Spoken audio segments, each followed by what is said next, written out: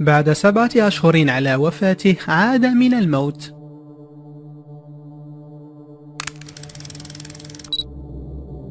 فاجأ رجل تايلاندي عائلته حين عاد إلى المنزل على قيد الحياة بعدما ظن أهله طيلة 7 أشهر أنه قد توفي. وفي التفاصيل اعتقد أقارب الرجل ساكورن ساشيو البالغ من العمر 44 عاما أنه قد توفي بمرض أصاب جهازه الهضمي، حتى أنهم تعرفوا على جثته وأخذوها إلى المنزل حيث أقاموا له مراسم جنازة بعد إحراق جثته.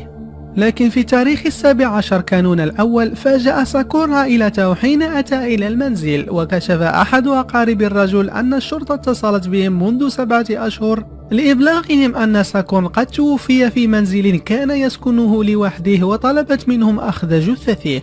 وحين طلب منهم التعرف على جثة ساكورن كانت الجثة منتفخة، ما صعب عملية التعرف عليها. اليوم وبعد عودته يأمل ساكورن أن يغير السجلات الرسمية التي لا تزال تشير إلى أنه قد توفي في 18 آيار 2017.